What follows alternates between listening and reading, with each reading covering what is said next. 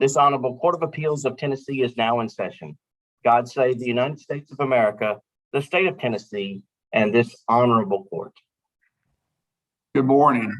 Before Mr. Hibner calls the case, just a couple of things. If we don't anticipate any technology-related problems, but if we should have anybody, everybody just take a deep breath and we'll work through them and pick back up. Mr. Hibner, call the case, please. In re Daniel G. We'll hear from the appellant. Yes, good morning. Good morning. My name is Judith Hamilton. I practice in Athens in McMinn County, Tennessee.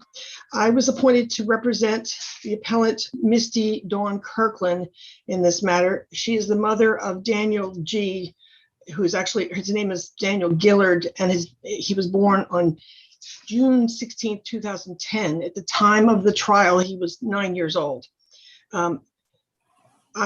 This representation commenced after the conclusion of the trial level.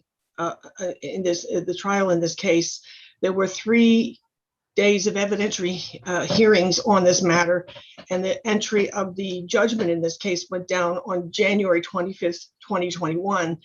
After that judgment went down, the trial counsel for appellant Kirkland filed a motion to withdraw, and he was allowed to withdraw. And I was appointed on February 19th and was under a very short time frame to file a timely appeal, which was filed on January 25th. The appellees are Samantha and William Gilliard, who are the paternal grandparents of this child, and the natural father, Aubrey Gilliard, he signed on the initial petition granting his consent to this TPR and adoption by his parents.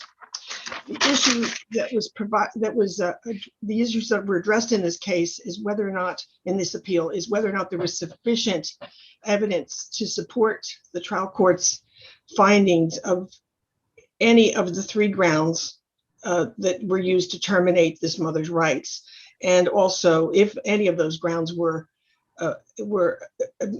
demonstrated by clear and convincing evidence, whether the termination was in the best interest of the child. The first ground that was alleged and the court found on the facts that she heard, a finding of severe abuse. However, the unusual nature of this is that the severe abuse statute is pursuant to section 36(1)(113)(g) subsection 4 is when a parent has been found to have committed severe abuse as defined in TCA section 37(1)(102). And that is in this case, the definition is to knowingly allow a child to be present within a structure where the act of creating meth is occurring. On these facts, this mother had on a previous 16 years prior to the trial, was living with 2 children who are half siblings of the child in this matter. In 2005, she pled guilty to two charges of non-severe child abuse and attempting to manufacture meth. There was no prior order that adjudicated her as having severely abused her children at that time. The children were minors at the time. One of those children actually testified in this hearing. His name, Chris Kirkland, was an adult and testified during this trial, but he was 12 years old and one of the minor children that was the subject of that original incident. Instead, the appellees presented evidence through the testimony of an officer, Officer Brown, who responded to questions with very vague and unspecific memories. Every time he was asked what he remembers finding in this case, his responses were generalized and not specific to this incident. When he was asked what he found in the residence where Miss Kirkland was residing at the time, he said, the typical stuff, It was meth components, the typical stuff. It was not, it was clearly from his testimony that he wasn't remembering that specific meth bust or that specific house. And he was part of a system. He did not charge Miss Kirkland at the time with the charge or the crime of producing methamphetamines. And when he was asked if the children were present, he didn't have any memories of the children being present. In fact, they were not present at the time that the drug task force that he was part of entered the residence. He was asked if the mother was present, and he did not remember. But in fact, the mother came back to the residence while the drug task force was in the home. So there was no active cook occurring at the time of this incident. Counsel, I'm sorry, let me interrupt you. So is it your position that under the statute, the child has to be present while the meth is actually being cooked? I mean, well, that's the statutory language. Let me finish. It could be cooked up to 5 minutes before the child comes there. The child is there, and then the child leaves, and they start 5 minutes after the child leaves. That the statute doesn't apply. Well, Your Honor, I believe the statutory language is clear that that's the child. That the statute states that the issue of severe abuse is knowingly allowing a child to be present within a structure where the act of creating meth is occurring. The chancellor referred to quickly using using the case in Megan E. to support her position that the children didn't have to be present at the time of the arrest. But looking at the facts in Megan E., they're clearly distinguishable from what was described by this officer. This officer described, vaguely recalling that he had seen components, didn't know exactly what they were, but they usually found these kind of components. There was no active cook going on. He was asked if he remembers smelling anything. He said, oh, we always smelled things. There was always a chemical smell. He did not have specific recollection of this incident or this bust. And I think after 16 years, it was inappropriate to try to relitigate the issue of whether this mother had knowingly brought her children or exposed her children excessively at any time to the production of methamphetamines or even the dangerous chemicals. Counsel, excuse me for interrupting. Did the trial court make credibility determinations specifically with reference to your client? She did not. Yeah, she made reference that she did not believe Miss Kirkland's denial or dismissal that she didn't realize there was meth cooking going on in that household. There was not, or that there were components. She did not make any specific finding of credibility as to other witnesses that were presented. Her adult son was 12 years old at the time, and he testified he saw nothing. He was not exposed to anything. He did not smell anything. He didn't see anything untoward. He wasn't exposed to this production that is now being used against her 16 years later. It's the appellant's position that there is not on this record sufficient evidence to support a clear and convincing finding that Ms. Kirkland severely abused those children that are now adults who were minors at the time, 16 years prior.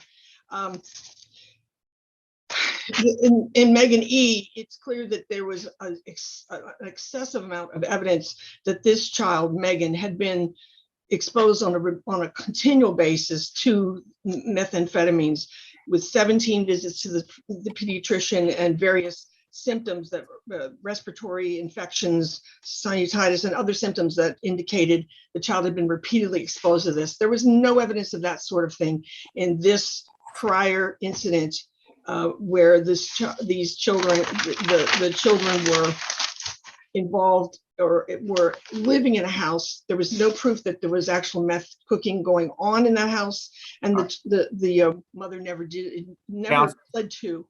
I'm sorry for your time. I mean, did your client plead guilty to attempting to manufacture meth, reckless endangerment, and 2 counts of child abuse and neglect?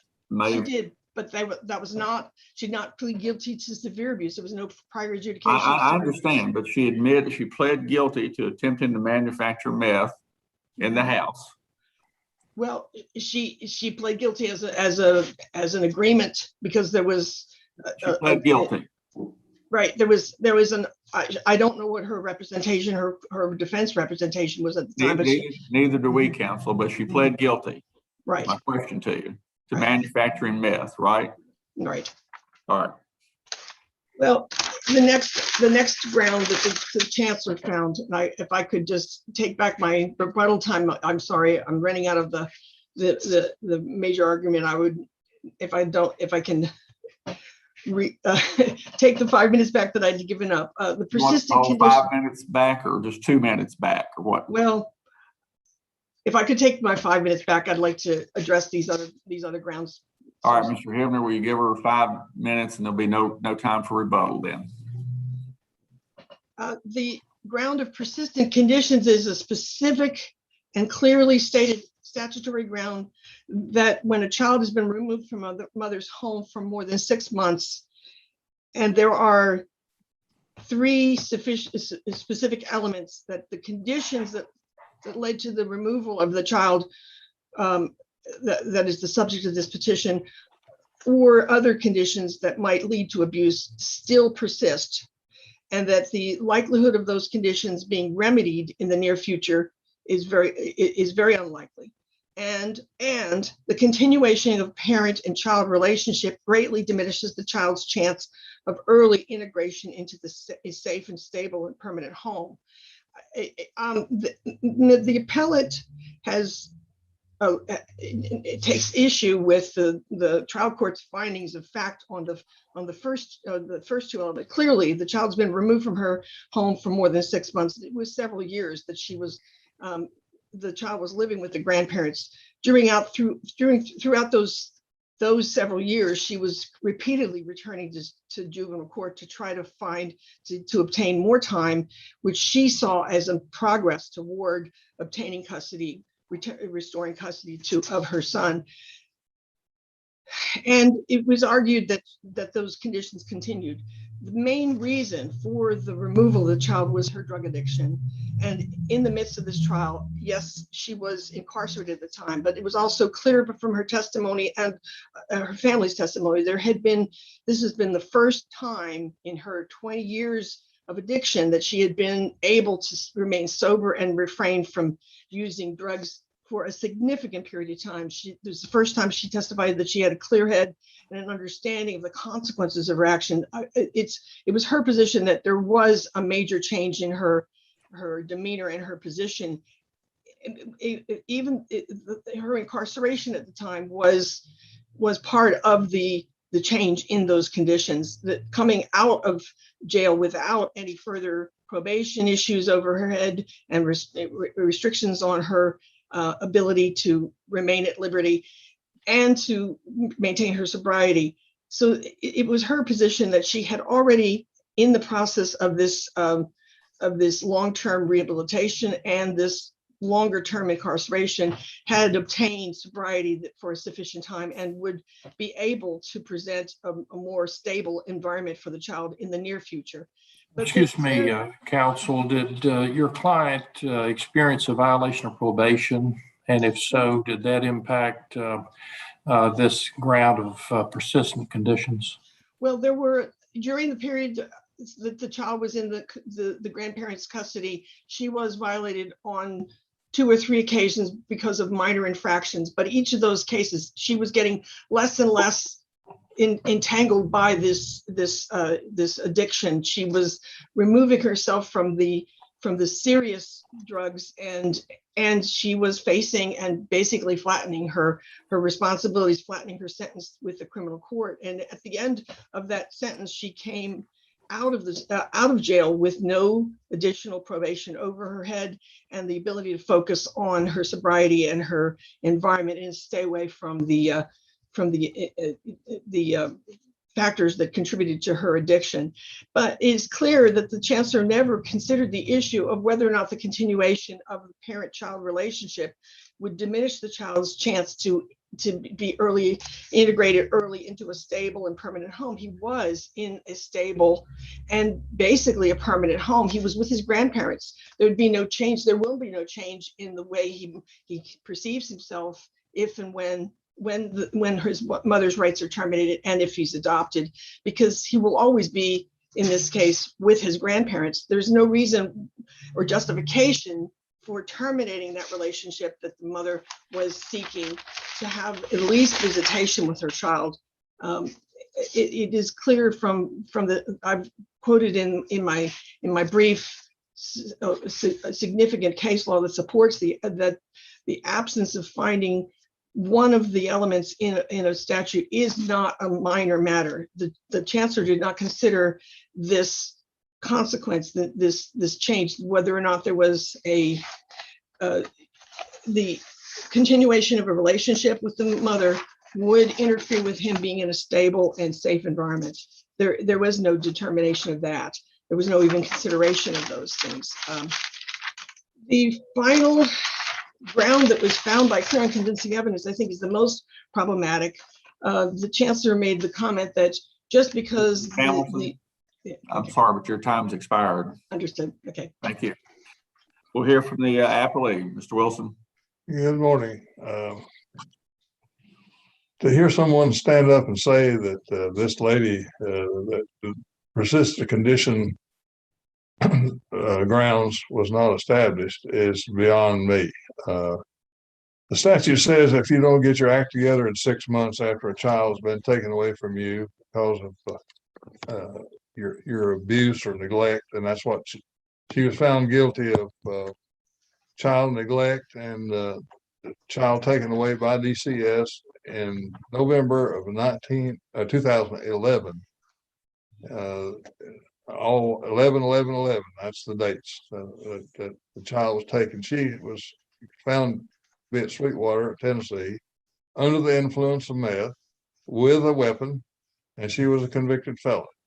So she was charged on all those counts, and the child taken away. The child was never again returned to her for custody. She, in fact, never asked ever for a return of custody of this child. She wanted more playtime. She asked, "Oh, I want to have more visits." Yes, and the court gave her an opportunity to do just that. But then she would be getting more into more trouble and more drug problems, failing drug tests, and the court said, "Okay." In the fall of 17, the court required her to take a nail bed test.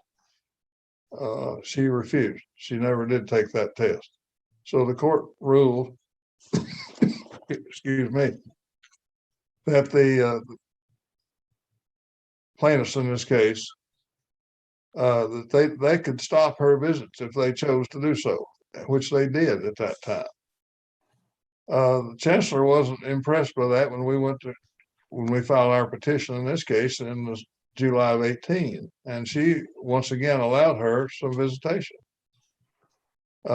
She once again got in trouble, and the chancellor told her, "Okay, you take a nail bed test. If you can pass it, we'll give you some more visitation. Otherwise, you don't have visitation." She never once again submitted to a nail bed test. We took her deposition in January of 18. She agreed to take the nail bed test. She refused again.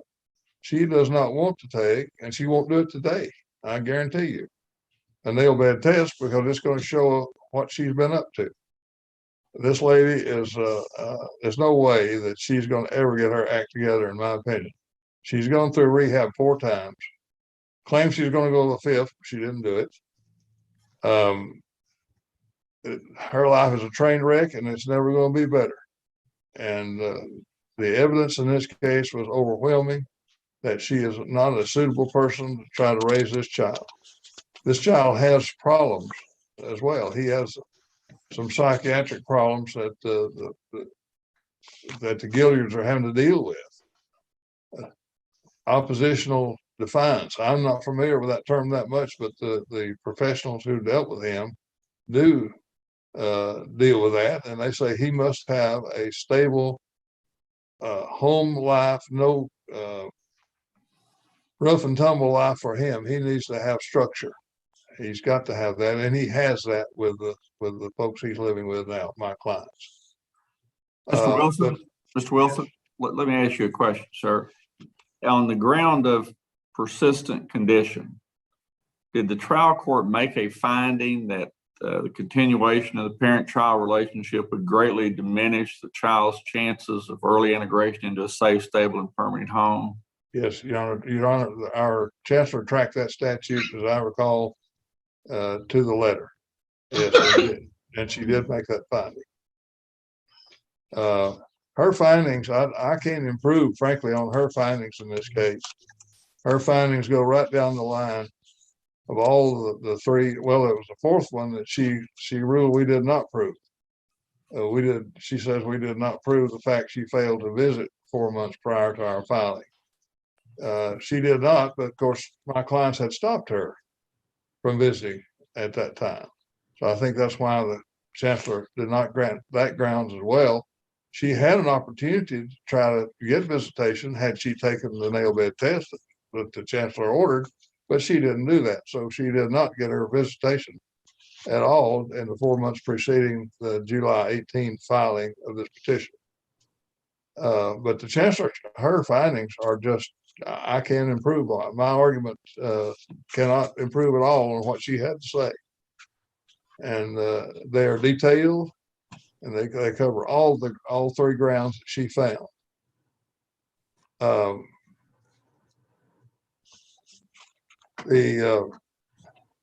With regard to the severe child abuse finding, the officer did not. He says when they made a drug raid, they found a drug lab in this home where she was living with her children. That the smell of meth was there. Apparently, when you manufacture meth, it leaves a very strong smell in the area where you're making the meth. And he testified unequivocally that smell was in that home. The mother pled guilty, as you all pointed out, that she had her children there in that home. She knew it. Mr. Ian, forgot his last name right now, but he ended up getting federal prison sentence out of it. In fact, proof by the grandmother when she took the witness stand was that the whole series of her boyfriends ended up in jail for drug charges. This lady knows how. I'm sorry. No, that's fine. Go ahead. I thought I heard a question there for a second. She knows how to find gentlemen who are going to end up in jail. We all have known folks when we grew up that just their whole life they were reading. You see them in the newspaper, they're in trouble time after time after time, no matter how smart they are or how handsome or pretty they are, they just, for some reason, are attracted to that side of life. This lady is one of those folks, in my opinion. She doesn't know how to live a responsible, productive life. Somehow she missed a boat on that. And there's nothing to indicate that she was ever capable of being a mother to this child and never asked to be. That's the outstanding thing. The statute says 6 months she's got to come back and prove that she's able to take care of her child. There's one case that said, oh, well, if it's meth, you need to give them a little more time. Give her a year. They did in that case that my opponent has pointed out. In this case, we're talking about 13 6-month periods from the time the child was taken until we filed our petition. And she never once even asked the juvenile court for custody of this child back. All she wanted, as I say, is playtime. Hide and seek that may be a neat little game to play with your child. That's not parenting. That's not that's not what you've got to do to raise a child. And that's been her whole attitude all along is I want more playtime, but she wasn't about to do the things necessary to get her act together. She also never paid 1 penny of child support ever from the time the child was taken away from her until we file our petition. A great deal is made by the appellant that, oh, well, the 4-month period before the petition was filed, she was on federal assistance program and couldn't pay child support. But the court found that she had funds available during the time that the grandparents had this child. She, in fact, showed up on Facebook showing thousands of dollars in her hand. She worked as a maid in Knoxville with her sister, and boy, did they their associates up there were some of the most heinous criminals that Knox County's ever seen. I would object. That was not in the record, Your Honor, folks. Ms. Hamilton, don't be sure everything that we'll look at is limited to what is in the record. Okay. Anyway, she worked as she had some funds available. She bought drugs over the years the chancellor found. She hired lawyers. She spent a lot of money, but none of it for child support. And the court found that she had failed to make any child support during that time, and that was one of the grounds for termination.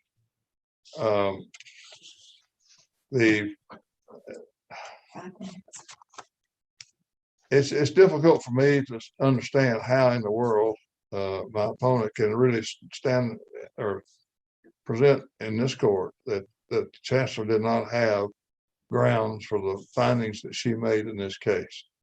If this is not a case of neglect and abuse, I've never seen one, and of a irresponsible parent who just does not have what it takes to get her life together, despite four shots at rehab. She claims now, oh, well, I was in jail. I've got my act together. Let's look at what happened after she was served with papers, in this case, for to terminate her rights. That was in July of 18. In May of 19, or April of spring of 19, anyway, she was once again in court, receiving two 1129 sentences to serve 75%. Come August of 20, with outstanding warrants for her because she had not done what she was supposed to do in rehab again, she flips her car multiple times, and the officer shows up to the scene and says, "Ma'am, hang around. I've got a warrant for you. Don't leave. But I need to talk to these other folks over here, see if they're all right." So he goes over and while he's doing something with the other party, she gets a unknown boyfriend to come and get her, and off she goes. And she is not to be found then. And she is arrested then in Knox County in September of 20. Now, this is before she knows the trial for this case is going to start in October. Now, this is the kind of thing she's doing at that point in time.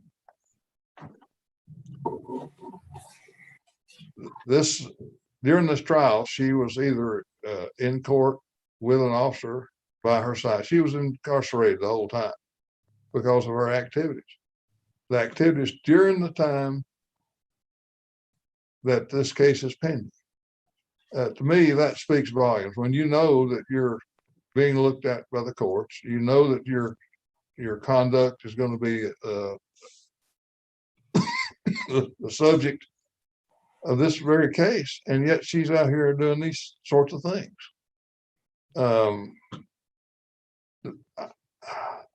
Why she is appealing this case, I don't know. I don't understand. If this is not a frivolous appeal, I don't know what one looks like. Mr. Wilson, you have 2 minutes. Thank you very much. I won't waste any more time. This record is completely full of more than sufficient evidence to terminate this lady's rights. The Gilliards have done a great job with this young man. they have sought and received professional help with him. And those folks have testified, and they say it's in his best interest that he stay where he is, that he stay with Mr. and Miss Gilliard, and that the mother's rights be terminated.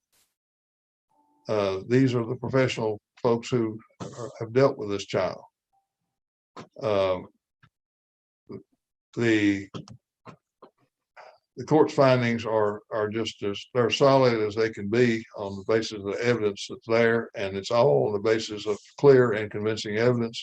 And this appeal, in my opinion, should be dismissed. Oh, and the chancellor, her findings should be upheld. Thank you. All right. Court's thanks to counsel for both sides for your briefs and the oral argument. Mr. Hibner, if you will, please recess court until our next scheduled case. The Honorable Court is now in recess until 10:30 a.m. Thank you. Thank you, counsel.